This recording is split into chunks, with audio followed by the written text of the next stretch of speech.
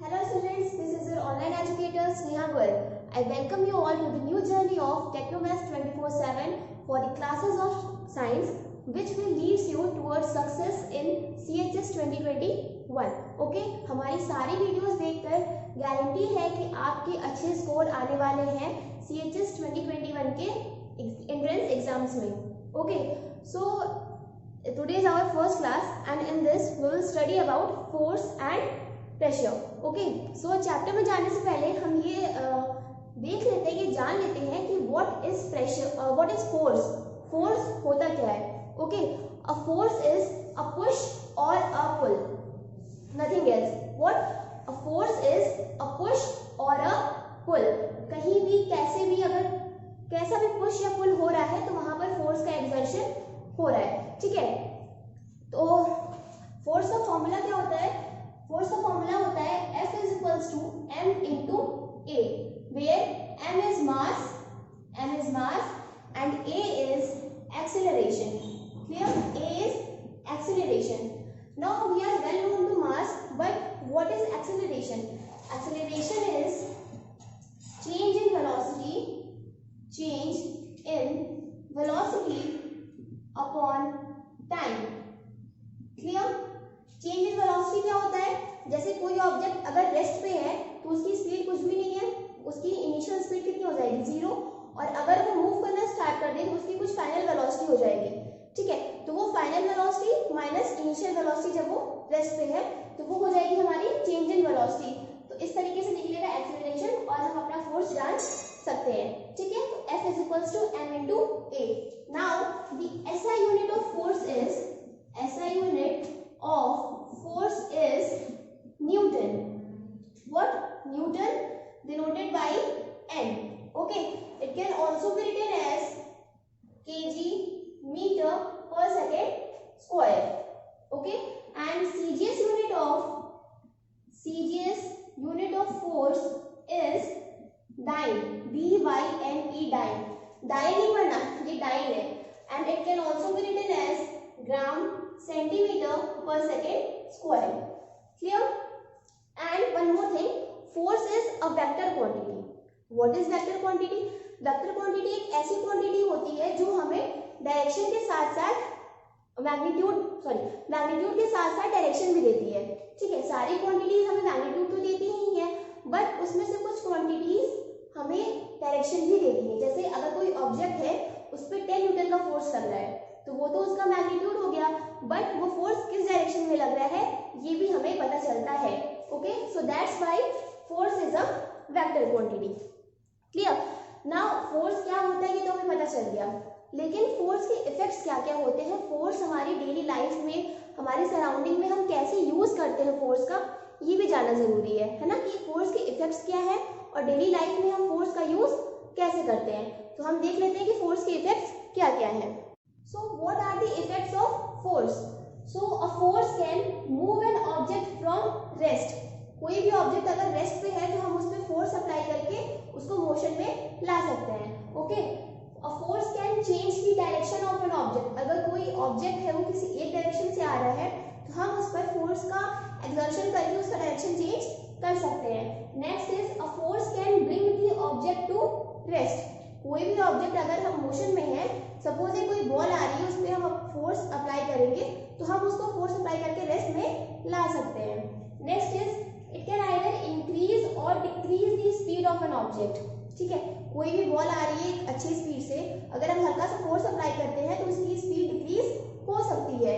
ठीक है, so it can increase or decrease the speed of an object. And last is a force can change the shape of an object. घर पर आप सबने देखा होगा, मम्मी लोग जब आटा गूंथती हैं तो आटे को पुश करती हैं, उस पर फोर्स अप्लाई करती हैं और उसका शेप चेंज होता रहता है. ठीक है, तो a force can change the shape of an object. ये तो होगा इफेक्ट्स ऑफ फोर्स. अब हमारी डेली सराउंडिंग में, डेली लाइफ में फोर्स का हम कैसे यूज करते हैं? सपोज आपको अपना बैग पैक करके स्कूल जाना हो तो आप टेबल से बुक उठाते हो, फिर उनको बैग्स में डालते हो. ठीक है, बैग अनपैक करना हो तो बैग्स को बाहर निकालते हो, यहाँ पुश और पुल हो रहा है. उसके बाद अगर आपको पानी का ग्लास उठाना हो, प्लेट्स को रखना हो, तो मतलब हम कोई भी काम कर रहे हैं, अलमीरा से कपड़े निकालने हो, तो हर जगह फोर्स का एप्लीकेशन हो रहा है. ठीक है, और अगर और एग्जाम्पल ले, सपोज आपको कुछ मिशीवियस करने का मन किया, आपने एक फ्लावर वॉश लिया और उसको पुल कर दिया, तो वो क्या होगा, टूट जाएगा। उसके रिजल्ट में क्या होगा, आपकी मम्मी भी आप पे फोर्स अप्लाई करेंगी और जोर की स्लैप पड़ने वाली है।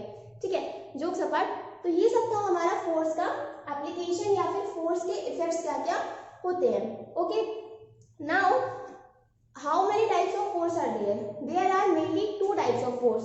कौन कौन से होते हैं वो?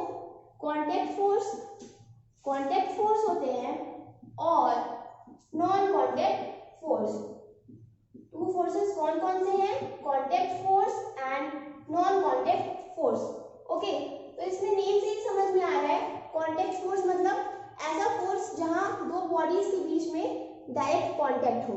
ठीक है, जहां पर भी फोर्स अप्लाई हो रहा है तो उन दोनों बॉडी के बीच में डायरेक्ट कांटेक्ट हो। अगर हम इसके एग्जांपल की बात करें तो हम कह सकते हैं मस्कुलर फोर्स।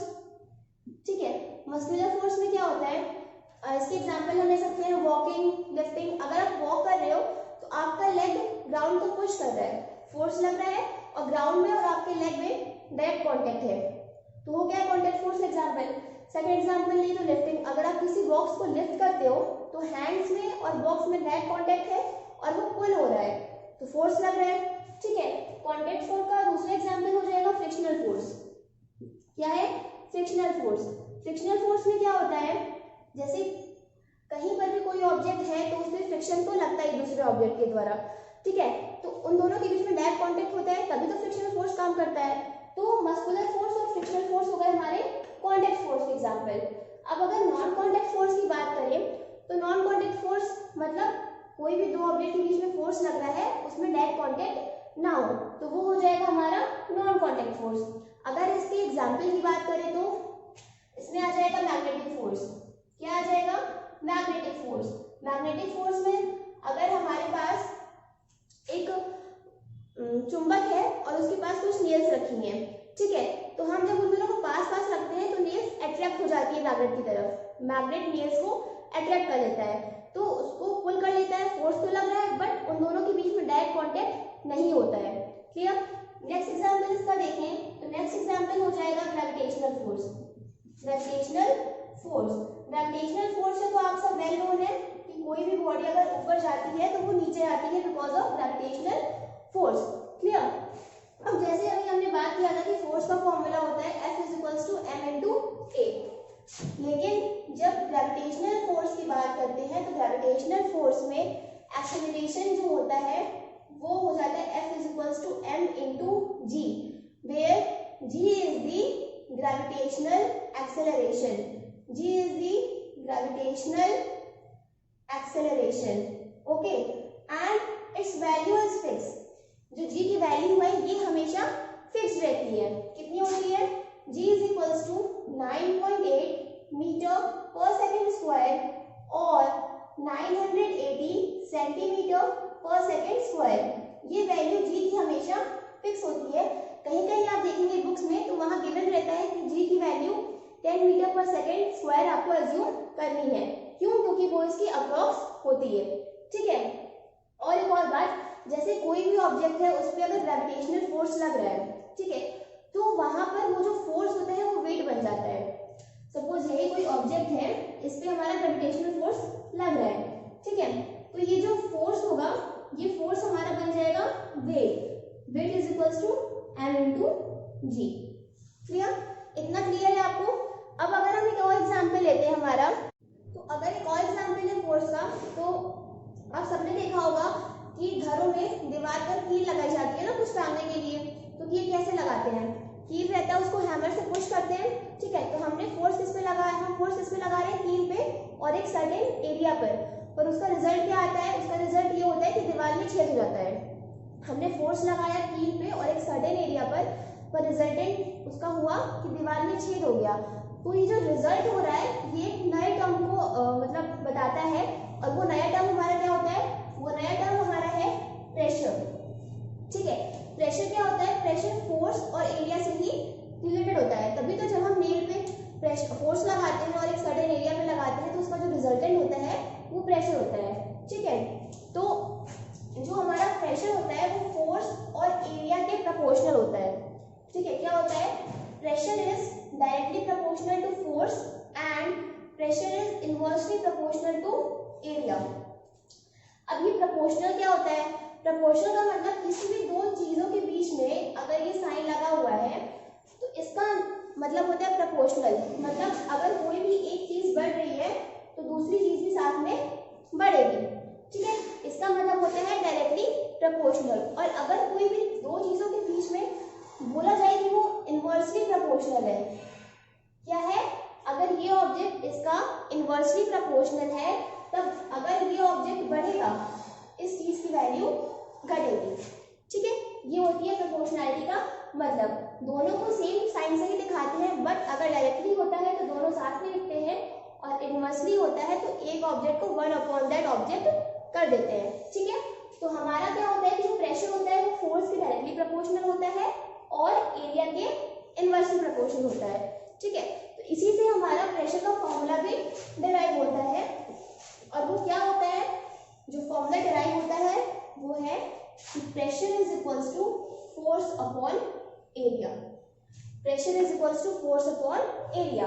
अब चूंकि ये एरिया के इनवर्सली प्रोपोर्शनल है, दैट मीन्स अगर एरिया हमारा बढ़ेगा तो प्रेशर कम होगा और अगर एरिया कम होगा तो प्रेशर बढ़ेगा।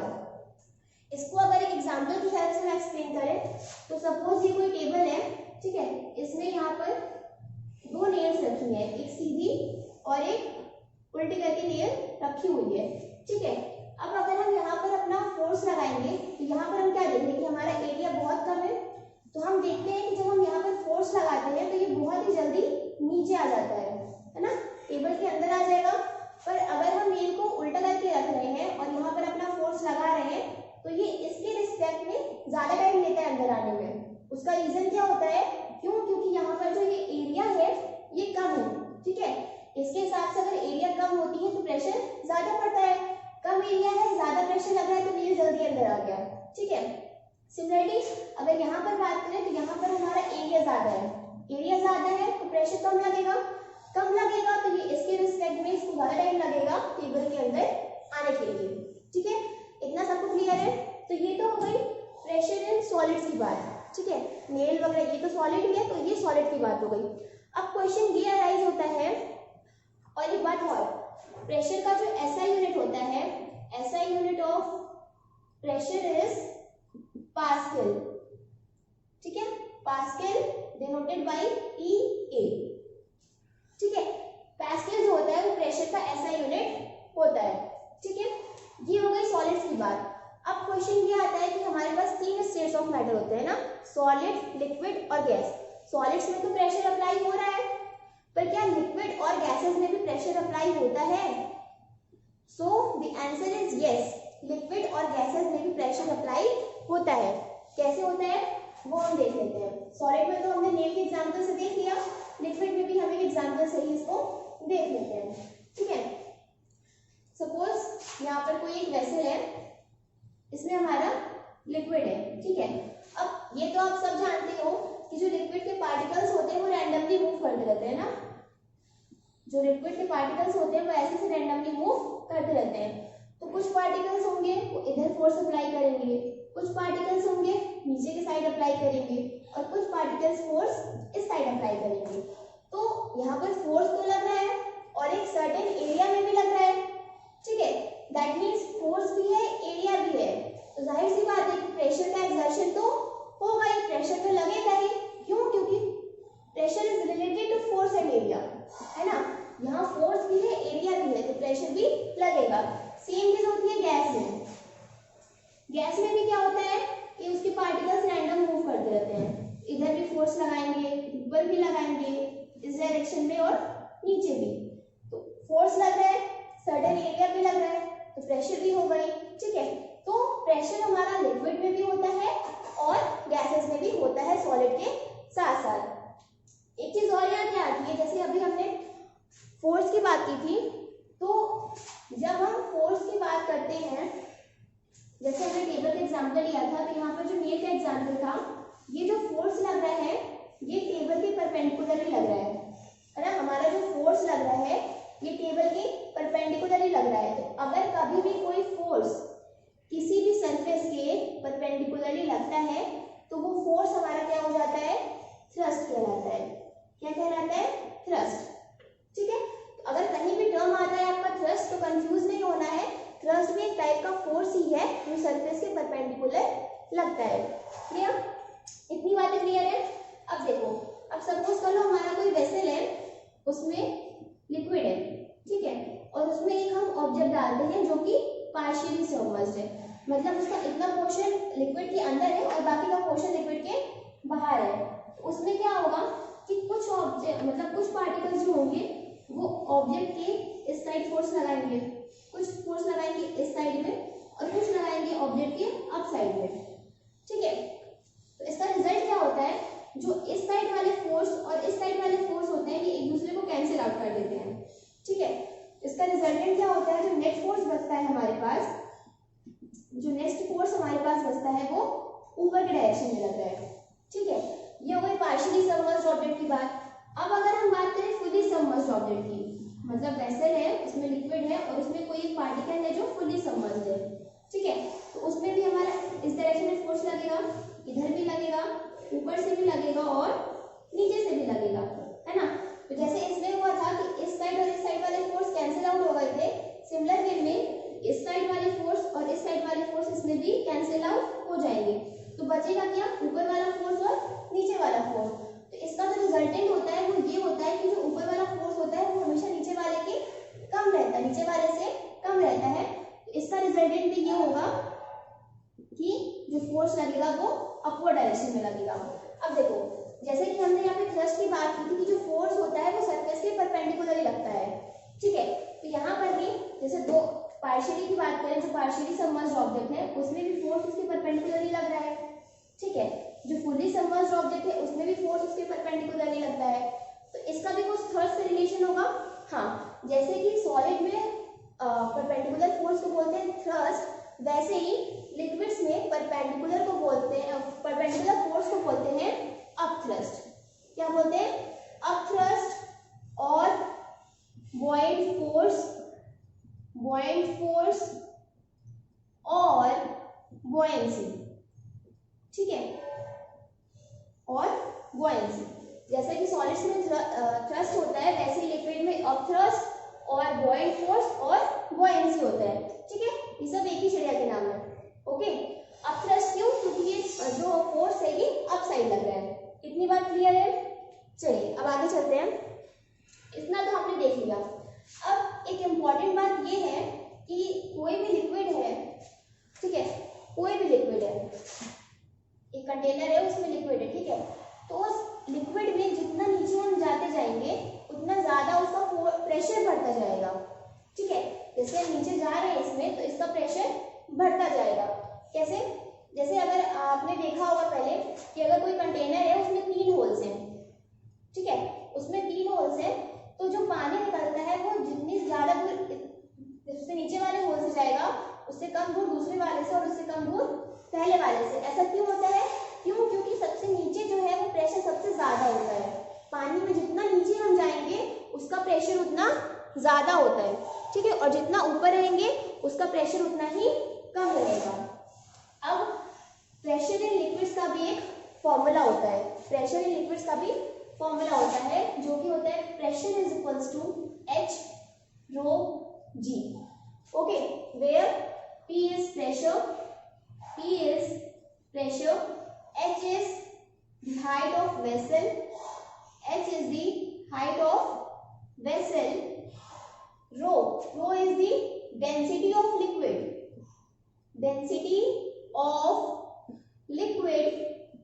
and G is the gravitational acceleration. Okay, here, so the formula of pressure in liquid is H rho G. This much is clear. Now, अब मतलब क्योंकि लिक्विड में हमारा buoyant force लग रहा है ना, लिक्विड में ऑब्जेक्ट पे हमारा buoyant force लग रहा है, अपथ्रस्ट लग रहा है, तो हम ये कैसे पता करेंगे कि इसमें कितने अमाउंट का फोर्स लग रहा है, कितने न्यूटन का फोर्स इस पे लग रहा है।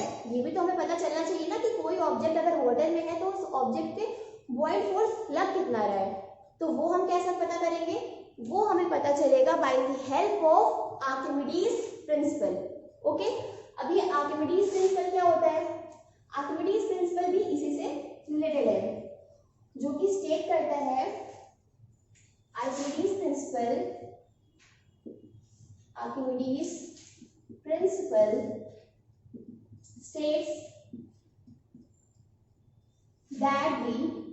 states that the upward buoyant force exerted on an object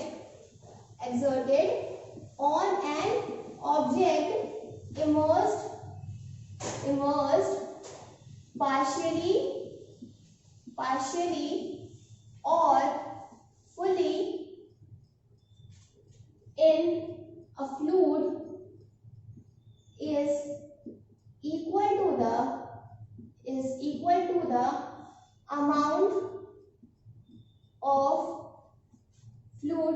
amount of fluid displaced by the object. Clear? Archimedes principle क्या कहता है? Archimedes principle states that the upward buoyant force exerted on an object immersed partially or fully in a fluid is equal to the amount of fluid displaced by the object. कहने का मतलब क्या है? जैसे अभी हमने एग्जांपल देखा था कि कोई एक वेसल है, उसमें लिक्विड है, उसमें कोई ऑब्जेक्ट इमर्स्ड है, ठीक है? तो जैसे वाटर के अंदर हमारा इतना ऑब्जेक्ट है ना, इतना ऑब्जेक्ट हमारा वाटर के अंदर है। अगर ये ऑब्जेक्ट ना होता तो इसकी जगह पर वाटर होता, इसकी जगह पर हमारा क्या होता? वाटर होता। मतलब जब हमने ये ऑब्जेक्ट वाटर के अंदर डाला है तो इस जगह का वाटर मतलब हट गया है, तभी तो वहां पर ही हमारा ऑब्जेक्ट आया है ना। तो कहने का मतलब यही है कि इसके ऊपर जो हमारा इस ऑब्जेक्ट पे जो अपथ्रस्ट लगेगा, जो बुऑयंट फोर्स लगेगा, वो इक्वल होगा उस अमाउंट की जितना वाटर इस ऑब्जेक्ट ने, जितना वाटर सबमर्ज्ड है उस ऑब्जेक्ट ने हटाया है, ठीक है? तो हम बोल सकते हैं कि upthrust is equals to amount of fluid displaced. Clear? upthrust is equals to amount of fluid displaced. Okay, so we can write mg is upthrust. Thrust means force, upthrust is also a force, and its formula is mg. Clear? This is equals to amount of fluid displaced, so it will become v rho g. It becomes v rho g, where v is the volume of the liquid, volume of the fluid, rho is the density, and g is the acceleration. Okay, this much is clear. Now, okay, so हमने देखा कि upthrust is equals to v rho g. That means force of buoyancy equals to v rho g. Clear? अब यहाँ पर एक और बात आती है, जैसे सपोज एक ऑब्जेक्ट है, वो लिक्विड में इमर्स्ड है, ठीक है? कोई भी हमारा एक ऑब्जेक्ट है, कोई एक ऑब्जेक्ट है, वो लिक्विड में इमर्स्ड है, ठीक है? आइदर पार्शियली और फुली। तो इसमें हमारा अपथ्रस्ट लगेगा, बुऑयंट फोर्स लगेगा, साथ ही साथ इसका वेट भी होगा, ग्रेविटेशनल फोर्स भी इसमें लगेगा, जो कि डाउनवर्ड लगेगा, है ना? अभी हमने पढ़ा था कि weight is equals to force equals to mg, ठीक है? तो इस ऑब्जेक्ट पे ऊपर की डायरेक्शन में हमारा बुऑयंट फोर्स लगेगा और नीचे की डायरेक्शन में क्या लगेगा? वेट लगेगा, ग्रेविटेशनल फोर्स लगेगा इस पे, ठीक है? तो जब हमारा बुऑयंट फोर्स वेट से ज्यादा होता है, जब हमारा बुऑयंट फोर्स जो होता है वो वेट से ज्यादा होता है, दैट मीन जो रिजल्टेंट होगा वो ऊपर की साइड लगेगा। बुऑयंट फोर्स लग रहा है ऊपर की साइड और वेट लग रहा है नीचे की साइड, तो रिजल्टेंट क्या हो जाएगा? ऊपर की साइड हो जाएगा। दैट मीन जो ऑब्जेक्ट रहेगा वो ऐसे फ्लोट करेगा, मतलब जो ऑब्जेक्ट का सरफेस है वो लिक्विड के सरफेस को टच करेगा, नहीं जब बुऑयंट फोर्स ज्यादा होता है ना, तो वो ऑब्जेक्ट को ऊपर की तरफ प्रेस करेगा, ठीक है? ऊपर की तरफ प्रेस करेगा, तो जितना ज्यादा बुऑयंट फोर्स रहेगा ऑब्जेक्ट उतना ज्यादा ऊपर रहेगा। मतलब अगर ज्यादा बुऑयंट फोर्स है तो ऑब्जेक्ट ज्यादा ऊपर जाएगा, कम बुऑयंट फोर्स है तो ऑब्जेक्ट कम ऊपर जाएगा, ठीक है? अब अगर हम बोले कि हमारा जो बुऑयंट फोर्स और वेट इक्वल है, ठीक है, मतलब बॉइंड फोर्स और वेट दोनों बराबर है तो जो रिजल्टेंट होगा वो कितना होगा, 0। ना ही फोर्स ऊपर की तरफ ना ही नीचे की तरफ, तो जो हमारा ऑब्जेक्ट होगा वो इसमें फ्लोट करता रहेगा। जो ऑब्जेक्ट का सरफेस है वो वाटर के सरफेस को टच करेगा। क्लियर। और अगर हम बोले कि जो हमारा बॉइंड फोर्स है वो वेट से कम है, जो बॉइंड फोर्स है वो वेट से कम है, तो रिजल्टेंट क्या होगा, डाउनवर्ड। दैट मींस जो ऑब्जेक्ट रहेगा वो हमारा सिंक कर जाएगा। ठीक है, this much is clear. Now अभी हमने यहाँ पर देखा है आर्किमिडीज प्रिंसिपल। ठीक है, तो आर्किमिडीज प्रिंसिपल के कुछ एप्लीकेशंस भी होते हैं। वो एप्लीकेशंस क्या होते हैं, आर्किमिडीज प्रिंसिपल हमको रिलेटिव डेंसिटी जानने में हेल्प करता है, रिलेटिव डेंसिटी जानने में हेल्प करता है। ये आर्किमिडीज प्रिंसिपल हमें हेल्प करता है टैंक और सबमरीन बनाने में। ठीक है, इसके अलावा Archimedes principal also helps us in the application of hydrometer and lactometer. Clear. ये थे हमारे principles of applications of Archimedes principle. It helps us to know the relative density, to make tank and submarines in the application of hydrometer and lactometer. अब हमारा यहाँ एक नया term मिला है, relative density. So guys, अभी के लिए इतना ही। नेक्स्ट वीडियो में हम relative density और भी कुछ टॉपिक्स डिस्कस करेंगे। तब तक के लिए आप ये वीडियो को देखिए, समझिए। Till then, thank you.